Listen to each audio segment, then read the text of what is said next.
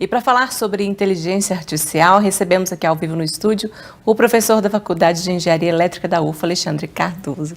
Boa noite, seja bem-vindo ao nosso informativo, Alexandre. Muito boa noite a você, muito boa noite a quem está conosco, nos prestigiando nessa noite seca de Uberlândia, né? Típica do mês de agosto. É um prazer enorme estar com vocês e com vocês aí na tua casa. Igualmente, receber você aqui. Muito obrigado. Então vamos fazer uma análise da inteligência artificial hoje em dia. Qual que é a sua visão? A tendência é que ela cada vez aumente mais o espaço na nossa realidade? Recentemente, nós temos que, vamos dizer assim, avaliar o futuro em função do passado próximo, né? Recentemente, Bill Gates, que é um gênio da tecnologia, fez uma inserção midiática para dizer que ele acreditava que estávamos começando uma nova revolução. Se a gente fizer um recorte histórico, nós vamos observar que a computação, de forma muito rápida, está mudando a nossa sociedade, a nossa convivência, os nossos costumes, a forma com que nós nos trocamos informações, interagimos com o outro, interagimos com as máquinas. Efetivamente, Bill Gates apontou nesse recorte midiático que ele entendia que, a exemplo do que aconteceu com a internet, estávamos de frente a uma nova revolução. A IA seguramente é um novo momento de revolução, um novo momento de revolução da computação, e ela vai abalar fortemente tudo o que nós temos por vir. Efetiva mudança ou efetivas mudanças irão acontecer. Depois do boom da internet, vem agora a inteligência artificial. Sem dúvida alguma. São dois momentos que historicamente estão conectados nessa estratégia, nesse momento que vivemos, que é da revolução tecnológica, uma revolução sem precedentes, porque na história da humanidade, as revoluções de primeira, de segunda, terceira ordem, elas são de períodos longos. A primeira revolução industrial, por exemplo, tem um tempo histórico da faixa dos seus 100 anos, e se nós tomarmos como base esses números, eles são muito distintos para o que está acontecendo. A revolução tecnológica é extremamente ágil, célere e muda rápido. Muda rápido e é absorvida de forma rápida. É por isso que nós temos que estar o tempo todo, e acho que você que está nos assistindo, preparados para a mudança. Mudanças significativas, radicais e que não retornarão. Isso aqui é o mais importante. Não há retrocesso. Se você tem dúvida aí na tua casa, não há retrocesso. Como não houve retrocesso para o impacto da internet, como não houve retrocesso para o smartphone, como não houve retrocesso até para as mídias sociais, para as redes sociais, que mudaram completamente as nossas estratégias de comunicação, de interação, não há retrocesso para a entrada da IA. E quais os impactos, na sua visão, no mercado de trabalho? Olha, os impactos, eu vou dizer a você que eu tinha dúvida de algumas coisas que recentemente eu tinha afirmado.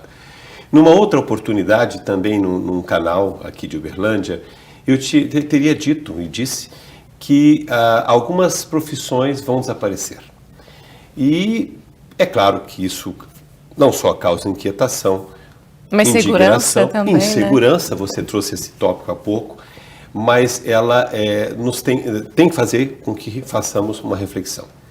A semana passada, participando de um congresso nas ruas de São Francisco, na Califórnia, nos Estados Unidos, que é próximo do celeiro de mudanças tecnológicas do mundo, nós passamos por um automóvel de uma empresa Cruze que estava todo cheio de sensores. Eu lhe confesso que naquele momento, pela quantidade nova de sensores que aquele carro tinha, câmera aqui, câmera lá, etc., eu imaginei que se tratasse de um carro do Google, né, que faz essa varredura das nossas ruas para fazer o mapa das nossas cidades atualizado, onde você pode ver o que está acontecendo. Mas ao olhar para dentro do automóvel, não havia motorista. Tratava-se de um automóvel que você, a exemplo que a gente faz com Uber, com 99, etc., poderia ser chamado por mim para fazer um deslocamento dentro da cidade, um deslocamento urbano sem motorista, assistindo um tablet que estava colocado no fundo, de 14, 15 polegadas, um filminho, por exemplo. Um motorista particular eletrônico. Eletrônico. E agora vamos entender que isso está acontecendo numa cidade onde eu não tenho sensores nas ruas, onde eu não tenho inteligência abarcada, ou seja, não é uma Smart City ainda, não é uma cidade inteligente, ela não está preparada necessariamente para trabalhar o conjunto de informações que ela pode dar para o carro. E ainda assim, o veículo autônomo estava presente na rua, sendo conduzido pela inteligência, sem qualquer intervenção humana naquele momento. Olha só, até chocante, né, da gente. Não é para preocupar? Mas é uma realidade que está próxima também de chegar no Brasil. E eu seguramente optaria por ele ao invés de um motorista. Acho que é uma outra questão que a gente vai ter daqui a algum tempo. Será que você entraria num automóvel para ir daqui, por exemplo, a uma cidade como Ribeirão Preto, sem condutor? É uma pergunta que a gente vai ter que fazer daqui. A gente tem que refletir, né? Sim. E é importante para todos nós refletirmos também sobre essa atualização, porque a internet, a inteligência artificial estão aí. Então a gente precisa também estar mais conectado com esse meio, para a gente não ficar para trás, né? Eu acho que a dica é experimente. Sim. Né? Se a gente voltar um pouquinho, né, quando nós tivemos aqueles primeiros contatos com a internet, a gente tinha Parecia dúvida de digitar um bicho endereço. novo, assim, Não né? era uma coisa diferente.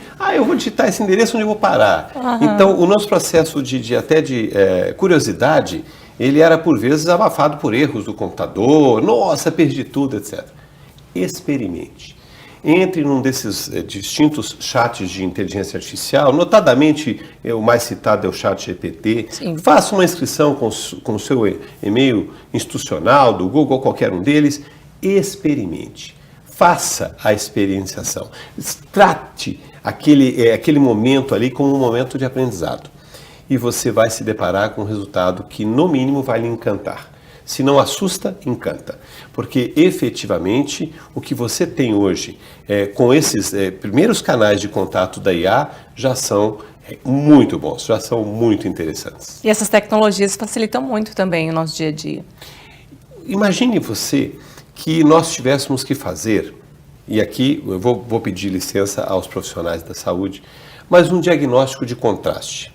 Este baseado num conjunto de imagens médicas capturadas por um determinado componente, por exemplo, um ultrassom ou uma ressonância, ou qualquer uma dessas estratégias de captura de imagem. E que eu, a partir dessa imagem, tivesse que, como profissional da saúde, emitir um diagnóstico relacionado com a possibilidade de uma doença. Por vezes, essa lógica da emissão desse diagnóstico vai ser baseado na minha experiência, naquilo que tenho, por anos, coletado no meu consultório. Mas é possível que aquilo que está sendo colocado à minha frente não tenha sido, nem por mim e nem por algum outro muito próximo, tido o conhecimento. Se nós pensarmos que existe um padrão que é capaz de distinguir, por exemplo, uma anomalia como uma célula cancerígena, a IA faz isso de uma forma muito mais rápida. Eu trato o conjunto de imagens, e esse conjunto é muito mais amplo do que aquilo que o médico teve ao longo de toda a sua experiência profissional de contato, porque é um conjunto universal. E eu tenho a possibilidade de colocar aquela imagem em contraste, em comparação por um padrão com a série de outras imagens advindas de bancos de repositórios que constituem um excepcional canal de comparação. Seguramente, o diagnóstico médico vai ficar, e nós não estamos abrindo mão do médico, mas ele vai ficar muito mais preciso. Ele vai ter, o nosso profissional de saúde, muito mais segurança para emitir. É uma outra Exatamente. avaliação que a gente pode fazer, quer dizer, isso nos dará muito mais segurança. Nós vimos há pouco uma reportagem que palavras que são mais faladas num determinado canal de comunicação são apresentadas, distinguidas e concebidas pela empresa como um momento de reflexão.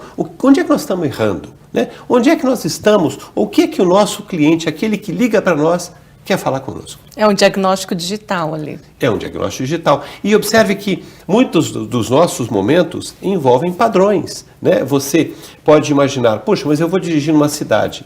O ato de dirigir, ele envolve reconhecimento de padrões. Uma placa, um semáforo, a presença de um pedestre, tem um conjunto de padrões. A IA é exímia identificadora de padrões. Muito bom.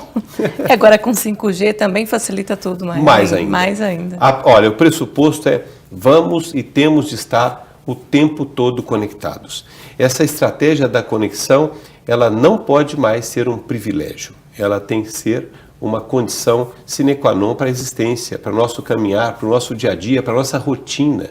Não é simples, mas é necessário. E vamos ver então nas ruas o que o pessoal pensa sobre inteligência artificial. Confira.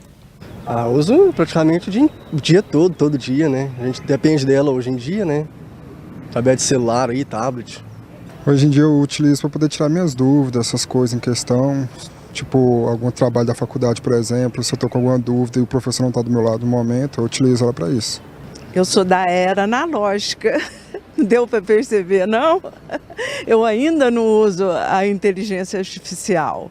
Eu sei como tentar acioná-la no celular, mas eu não uso. Através de buscas na internet. O próprio Google, né, ele fornece várias buscas, né? Então, acho que é uma ferramenta bem robusta que utiliza a inteligência artificial hoje em dia. E quem você acha que é mais inteligente, a própria inteligência artificial ou o ser humano? Eu acho que é o ser humano, porque foi o ser humano que criou, né? Então, depende do ser humano, mas tem ser humano que é mais inteligente por ter criado a inteligência artificial. Eu acho que o ser humano, porque foi ele que fez a inteligência artificial. Quem criou a inteligência artificial foi o ser humano. Essa competição tá acirrada, hein? Tá boa, né? Eu acho que não se trata de dizer quem é mais ou quem é menos. Se trata de distinguir quem é mais adequado para determinada tarefa. Vamos voltar um pouquinho?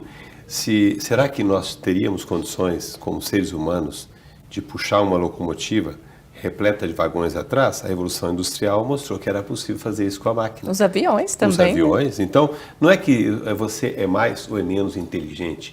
Existe uma situação para os quais a associação de uma solução por meio da IA é mais adequada e existem situações para os quais o invocar o conhecimento humano, o reduto, o repositório que os nossos cérebros têm, é mais adequado. É uma questão de adequação. Exatamente. Então, para a gente encerrar, eu deixo espaço aberto para o seu recado final para quem está nos assistindo sobre esse tema. Olha, eu quero fazer com que os nossos, aqueles que nos acompanhem, façam uma reflexão.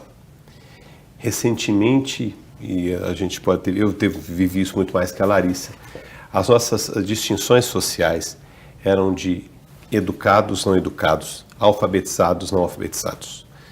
A mim parece que a sociedade do futuro abre espaço para castas para os quais haverá acesso a todo esse cabedal de soluções informatizadas e um outro espaço para os quais muitos dos nossos não terão acesso. Então, o que é mais importante é imaginar que nós consigamos o tempo todo, como pesquisadores, como elementos sociais, ter em mente que o mais importante é constituir uma sociedade equânime, com plural acesso às condições de uso da IA ou de qualquer outra tecnologia, seja ela emergente, seja ela residente. Muito obrigado. E é isso mesmo. Muito obrigada pela participação.